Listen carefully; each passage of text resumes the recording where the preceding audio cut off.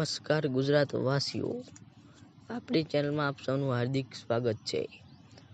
19 March ગુજરાતના 80% વિસ્તારમાં ત્રાટકશે માવઠું, ઐશ્વર્યા શેટ્ટીની મોટી આગાહી। વેસ્ટર્ન ડિસ્ટર્બન્સને કારણે કમોસમી વરસાદ પડવાનો છે। ગરમીના દિવસોમાં કમોસમી વરસાદ પડવાનો છે, જેને લઈને ખેડૂતો હાલ ચિંતામાં મુકાઈ ગયા છે।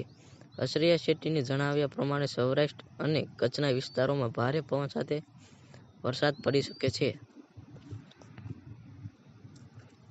ગુજરાતમાં ભર ઉનાળે ચોમાસા જેવો માહોલ જામવાનો છે, જેમાં 18, 19 અને 20 માર્ચ તોફાની માવઠું જોવા મળશે। હવામાન વિભાગ દ્વારા આ કમોસમી વરસાદને લઈને આગાહી કરવામાં આવી છે।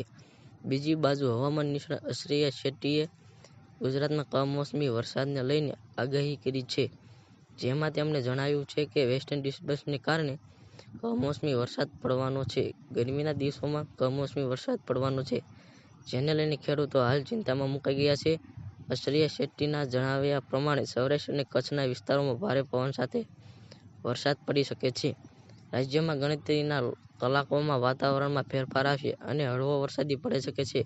રાજકોટ, જામનગર અને મોરબી જિલ્લાઓમાં હળવો વરસાદ પડી શકે છે। હવામાન નિષ્ણાત ઐશ્વર્યા શેટ્ટીની મોટી આગાહી સામે આવી છે, જે અનુસાર 19 માર્ચ ગુજરાતના 80% વિસ્તારમાં માવઠું ત્રાટકશે। સૌરાષ્ટ્ર, કચ્છમાં તીવ્ર વરસાદની સંભાવના છે। કચ્છ, સૌરાષ્ટ્રમાં ક્યાંક ઓલા પણ પડવાની પણ શક્યતા છે।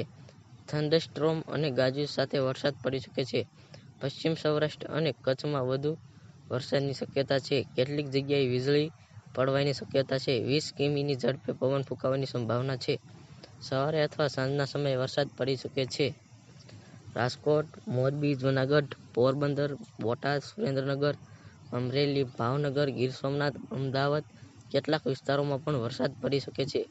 બનાસકાંઠા, પાટણ, મહેસાણા, પંચમહાલમાં શક્યતા છે, જ્યારે વડોદરા, ભરૂચ, નર્મદા, સુરતમાં સૌથી વધુ શક્યતા છે।